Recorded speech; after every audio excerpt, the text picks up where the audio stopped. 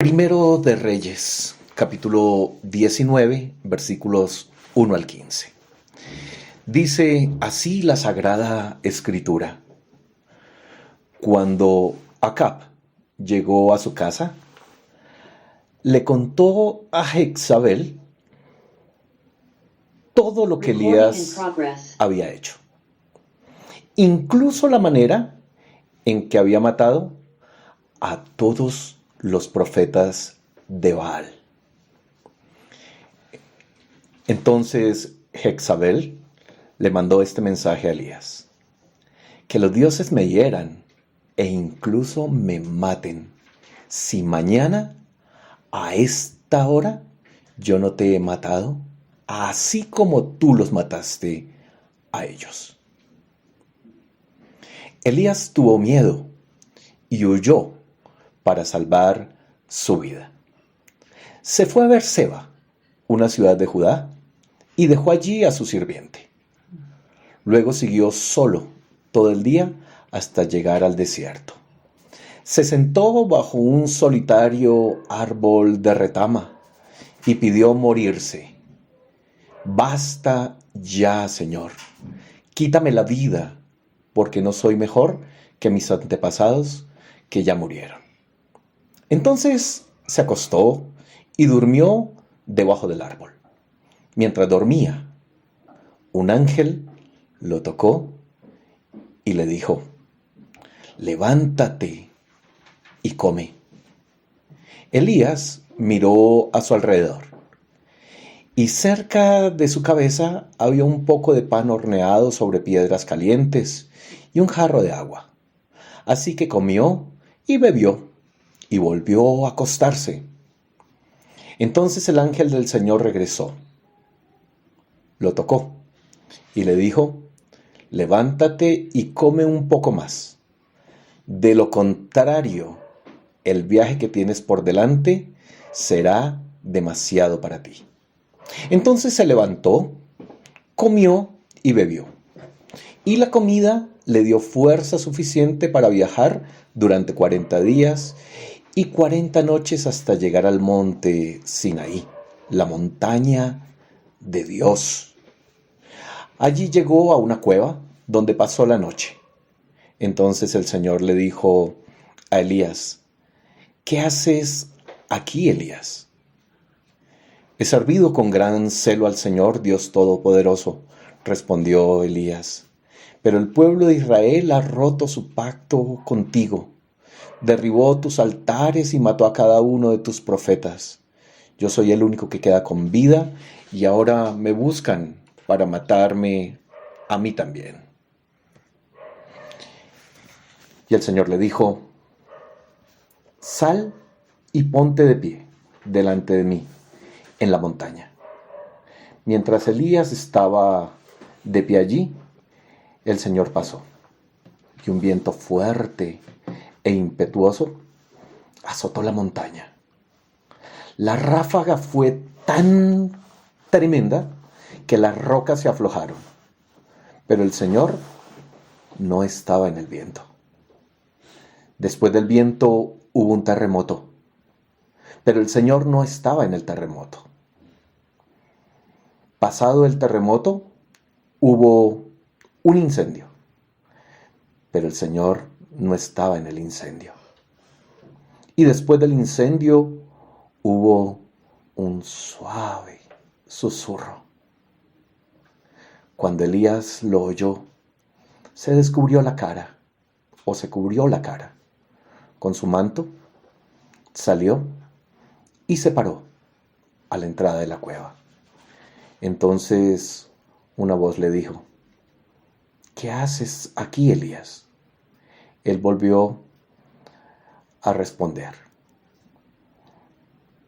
he servido con gran celo al Señor Dios Todopoderoso, pero el pueblo de Israel ha roto su pacto contigo. Derribó tus altares y mató a cada uno de tus profetas.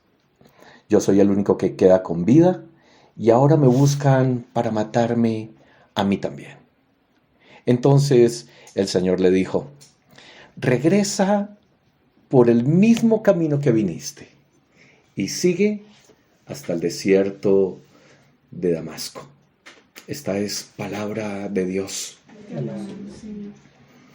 Que el Señor bendiga la exposición de su palabra. Los caminos de la vida. Los caminos de la vida no son como yo pensaba, como los imaginaba, no son como yo creía. Los caminos de la vida son muy difícil de andarlos, difícil de caminarlos, y no encuentro la salida. Esto decía el viejo vallenato, y seguramente fue lo que pensó también el profeta Elías en medio de su crisis. Hoy encontramos al profeta abandonando la ciudad, encaminándose en soledad hacia el desierto, confrontado en la montaña y reencaminado por la presencia de Dios.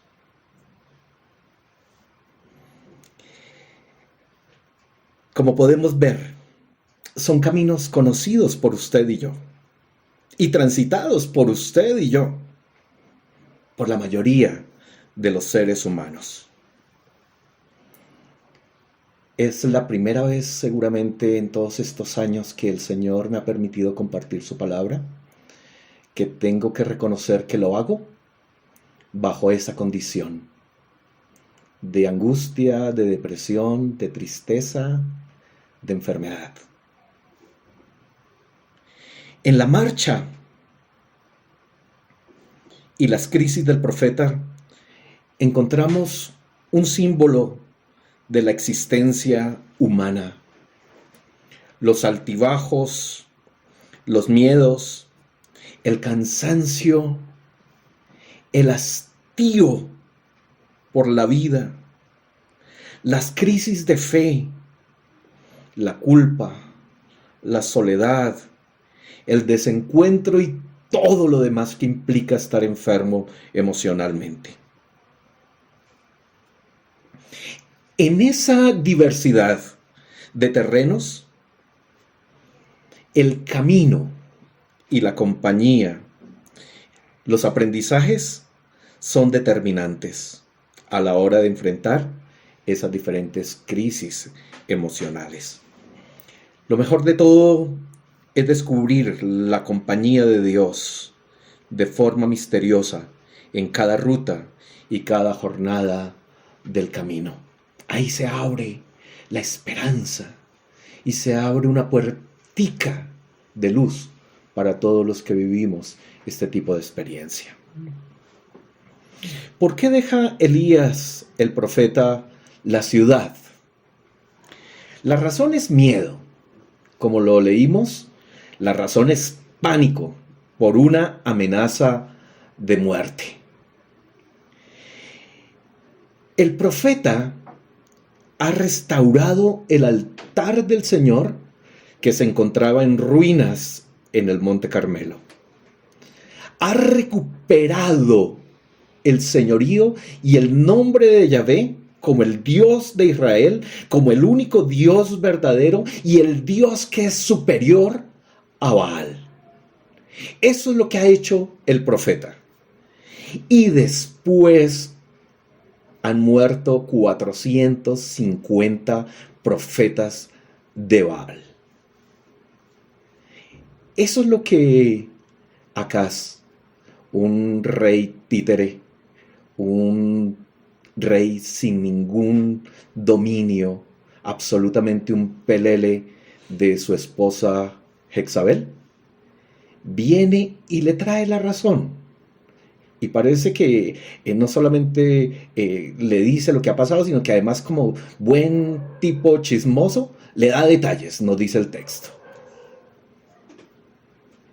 Y uno diría, después de experimentar una victoria como la que el profeta Elías vivió, uno pensaría que nada lo pudiera derribar, que nada pudiera afectarle en lo absoluto. El tipo está en una cumbre espiritual y nada podría derribarle. Pero no es así. Parece ser que más bien genera todo lo contrario. Jezabel encarnaba el poder político y también el espiritual. Era sacerdotisa de dioses paganos de Sidón. Algunos la consideraban una bruja, una hechicera. El profeta sabe que esa señora es un peligro y que al ponerle precio a su vida, lo va a cumplir. Al salir de la ciudad, está huyendo. En esa ruta, mientras está evitando a Jezabel, sin saberlo, está siendo atraído por la fuerza y protección de Dios. Toma un camino equivocado, evidentemente, pero qué bueno que Dios sale a su rescate. Deja a Samaria en el norte y parte hacia Judea, a la jurisdicción de otro rey, y en la medida que avanza, ahonda la crisis, se aísla totalmente, profundiza su soledad, deja a su ayudante allí en Berseba y continúa solo, camino del desierto. Llega al desierto y, como si fuera poco la oscuridad que se evidencia en él, va y busca un arbusto que está más solo que él todavía. Es como si en medio de nuestra oscuridad buscáramos a alguien que se identifique con nuestra realidad. Allí se sienta en ese árbol solitario de retama. Y allí mismo se quiebra, explota. Morir es su única opción. Mejor morir en manos de Dios que en las manos de una reina cruel. Basta ya, Señor, es lo que dice. Cuando explota, surge de su boca. Basta ya. Es como si se entregara y mandara todo al carajo. No vale la pena. ¿Para qué seguir? Se siente defraudado. Incluso da la sensación que también piensa que ha defraudado a Dios, que no cumple con la medida. Las expectativas de sus antepasados son demasiado altas y grandes para él. Es un fracaso. No soy mejor que nadie. No soy mejor que mis antepasados. El hombre está absolutamente frustrado y fracasado. Y se entrega, se echa a la pena, absolutamente entristecido, o por el cansancio, por la tristeza, por la oscuridad que nubla su alma, se acuesta en medio del desierto, debajo de un árbol que para nada, absolutamente nada, le va a servir de refugio. Su entrega es para morir. Y se duerme en el abandono y la vulnerabilidad. Y es allí, en medio de ese absoluto abandono y sombras de su alma, que lo encuentra Dios. Y un nuevo camino empieza a abrirse para él. Dios le da un nuevo camino. Son pequeños pasos. Ya el camino había sido bastante extenso, extenuante, y ahora le va a mostrar un un camino que debe transitar con pequeños pasos de confianza,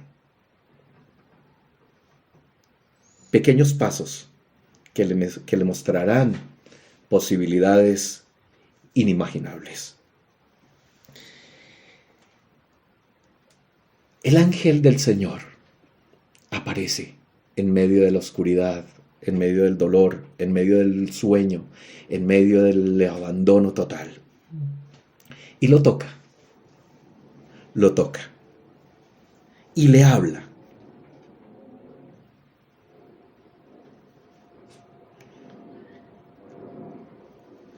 Él sabe que solo no se puede levantar de allí. Él sabe que ya no tienen más fuerzas para continuar. Él sabe que está completamente entregado. Alguien dijo que la depresión no es una lucha con la tristeza. Es una muerte pequeña. Es una lucha con no querer vivir.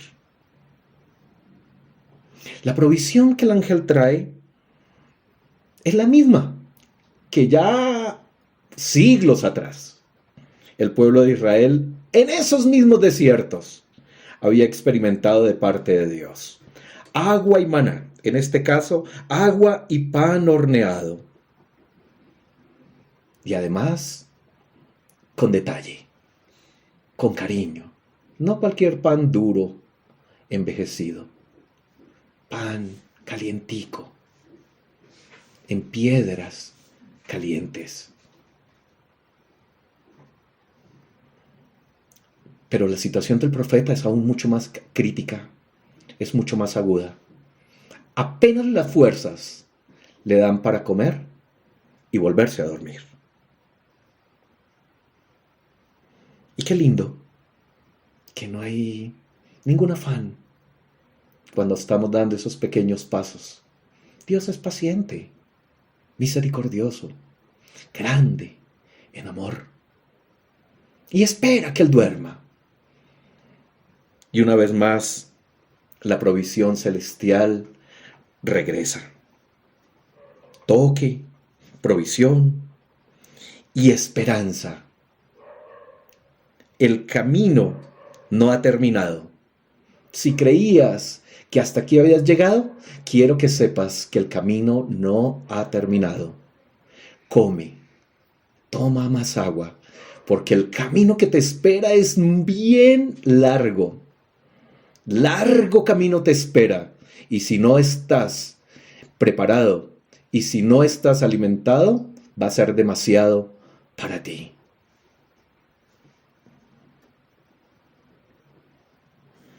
Es como necesitas dejarte guiar. Estás perdido. La confianza la vas a recuperar en la dependencia, en la obediencia. Comió, bebió, retomó fuerzas. Lo suficiente para encaminarse a la montaña del Sinaí. El viaje era de 40 días con sus 40 noches. Elías sabe el valor y el significado de esa montaña. Él sabe lo que pasó allí en el monte de Dios con Moisés y con el pueblo de Israel. Es probable que intuya que algo puede acontecer con él allí también. Pero también es posible que solo interprete un lugar de refugio, de protección, lejos de la reina que reclama su vida. El camino largo terminó. Llegó al monte. Ya los pequeños pasos quedaron atrás, que sin duda fue otra forma de caminar.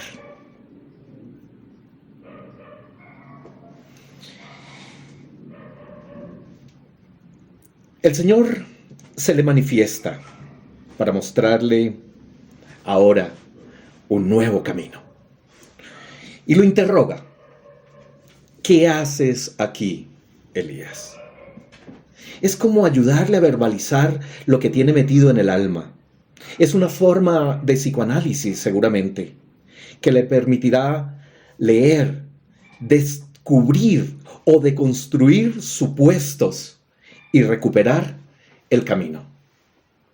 La voz de Dios lo saca de la cueva donde ha pasado la noche.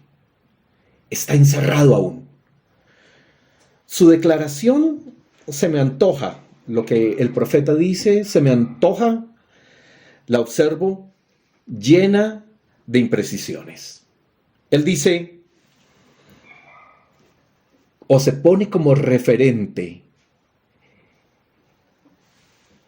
y al no ver que el pueblo sigue su modelo, él dice, he seguido a Dios con todo mi celo, o he servido al Señor con celo ardiente, ferviente.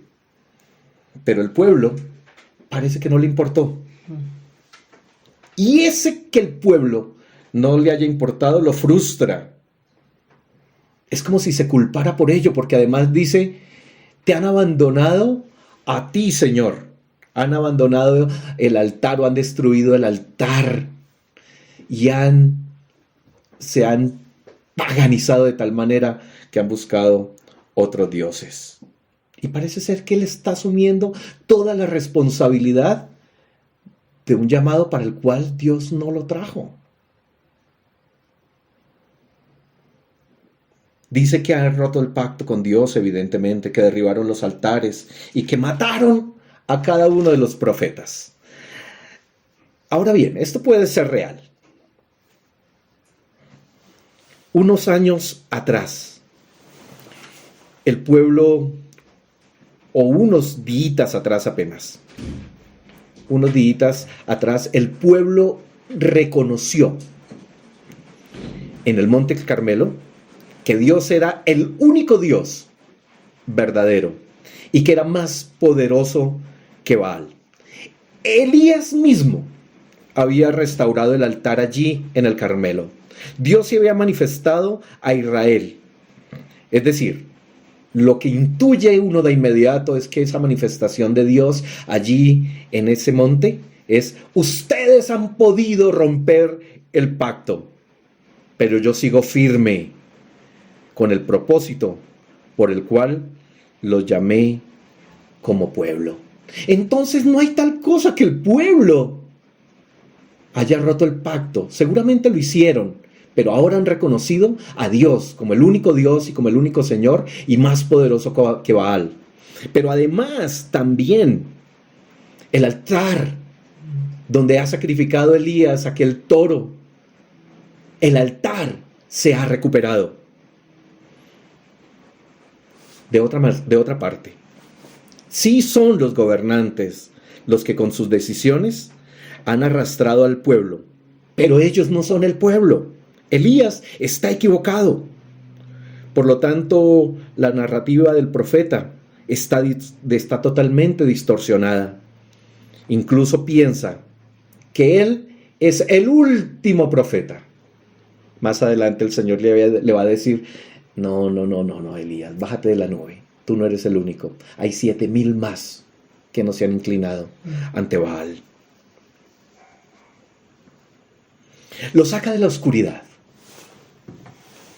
Le propone caminar y ponerse frente a la montaña, de cara a la luz. Eso es lo que hace el profeta. Aunque observa los mismos fenómenos que sacudieron el monte cuando el Señor se reveló a Moisés: vientos, terremoto, fuego, todo esto de manera descomunal, se da cuenta que Dios no está allí. Él estaba acostumbrado a ese tipo de manifestación de Dios, pero se da cuenta que Dios no está allí. La espectacularidad a la que estaba acostumbrado, allí no se encuentra Dios. Elías tiene a Dios encasillado. Su percepción está equivocada. Es un formato simplemente. Incluso ha construido su identidad sobre eso. Es reconocido como el profeta del fuego, como el profeta recio, como el profeta del viento. Pero allí no encuentra a Dios. Pero ahora, en medio de la crisis, debe reconocerle de otra forma, en una nueva ruta o vivencia, en un susurro suave, apacible. Es un nuevo rostro de Dios para él, tierno, que toca, que se acerca y que sana el alma. Eso es lo que lo saca y se para frente a la cueva del encierro y oscuridad que vivía a la luz que Dios le da. Y aunque su lectura sigue siendo la misma, ahora la narra desde afuera, de frente a Dios, y está listo para continuar con la vida. El texto termina con un profeta reconciliado por Dios. Debe tomar el mismo camino por donde vino. Debe volver al desierto. Pero ya no por su capricho, y ya no por su depresión y su hastío, sino ahora con un propósito. Aprender más con Dios, tomado de la mano de Dios. Todo sigue igual. Solo que ahora sabe que va acompañado por Dios.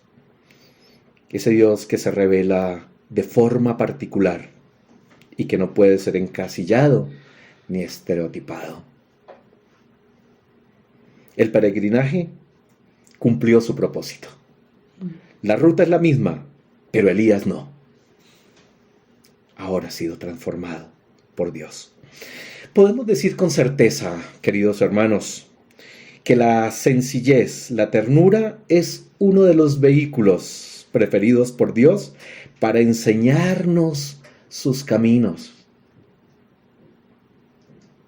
para mostrarnos rutas diversas. ¿Saben? Los éxitos espirituales hacen historia, evidentemente, pero no son la garantía de seguridad. Más bien nos pueden enfrentar con la vulnerabilidad. Pero en todo caso, Dios está en el camino, corrigiendo o haciendo nuevas sendas. Pienso que la pandemia del miedo está encarnizada en la humanidad.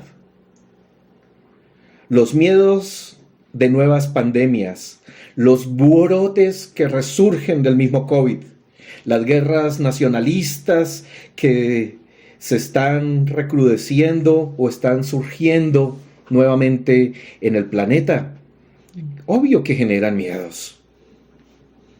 La hambruna que la ONU pronostica, no para varios años adelante, ya nos dicen que eso puede suceder el año entrante. La incertidumbre política y la polarización que tenemos como país. No importa quién gane, esto parece que va a ser igual, todo va a seguir lo mismo. Porque los intereses son mezquinos y porque no hay un espíritu de servicio y de vocación social para sacar al pueblo adelante. La corrupción continuará seguramente. Y todo esto, naturalmente, que genera miedos, que genera incertidumbre. Y esto nos hace temer por nuestras propias vidas y por nuestras propias familias. Hermanos, necesitamos alimento para el camino. Necesitamos que ese toque de Dios sea sobre la vida de cada uno de nosotros. Que su agua, que su pan, que la esperanza nos impulse porque el miedo al que nos tienen sometidos de todo lado es paralizante. Ese miedo prácticamente está dado para acabar con nuestras vidas. Pero sí estoy convencido que Dios es más que Baal, que Dios es más que los políticos, que Dios es más que el hambre y que Dios acompañará a cada uno de los que le amamos y le servimos. Y a todos, absolutamente a todos, porque es Padre de todos. Pareciera que seguimos encerrados. No sé si ustedes han vivido la experiencia de muchas personas que aún en todos los lugares no han podido salir del trauma, del tapabocas y demás.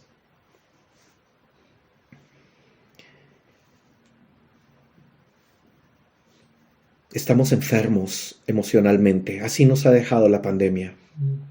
El suicidio y los males sociales que generan desesperanza nos hacen su mejor caldo de cultivo. La semana pasada escuchaba a un joven que quiero demasiado, que expresaba algo que es una realidad, porque también lo escucho en el colegio, y lo escucho a hermanos, y lo escucho en las redes, y lo escucho en todo lado.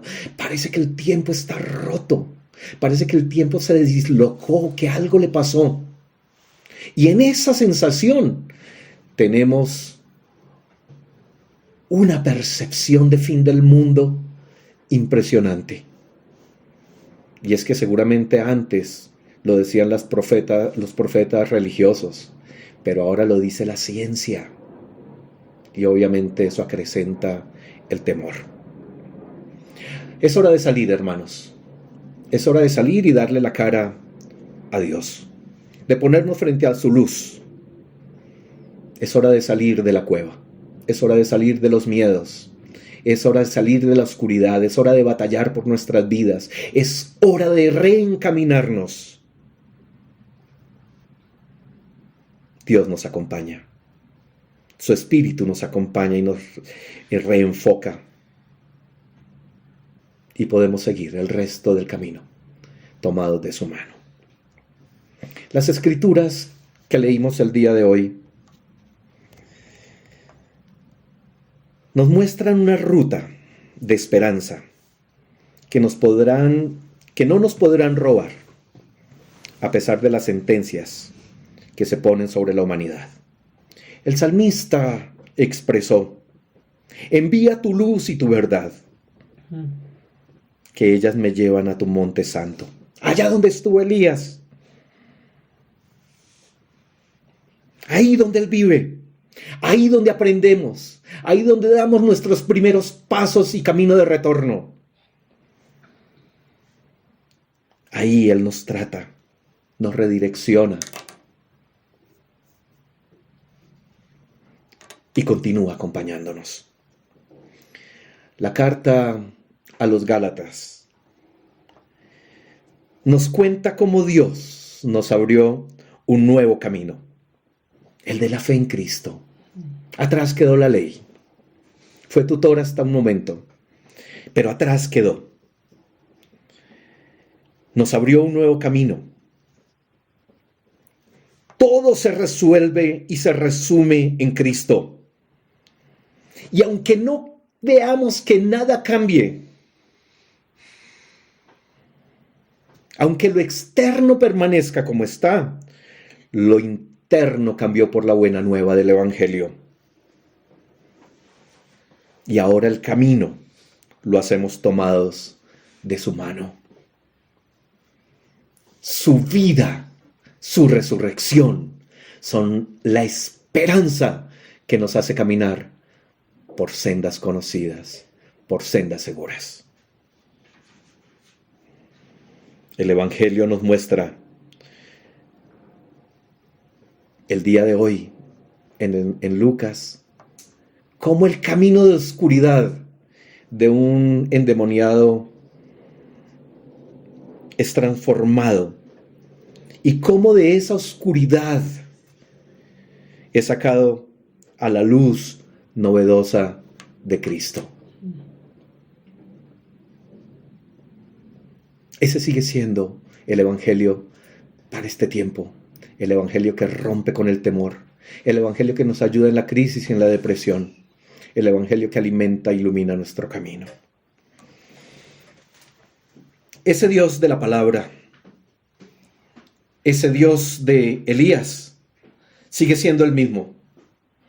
Su toque, su provisión y su redirección siguen operando hoy. Lo que dice el vallenato es cierto. Los caminos de la vida no son como yo pensaba, no son como los imaginaba. Son muy difíciles de caminarlos. Eso es cierto. Pero quiero que terminemos con este pensamiento. Cuando abandonamos la cueva, cuando salimos a la luz y nos ponemos de frente a Dios, recuperamos el rumbo y en su compañía podemos continuar este camino de la vida. Que el Señor nos ayude y que con esta certeza continuemos caminando. Incline su rostro.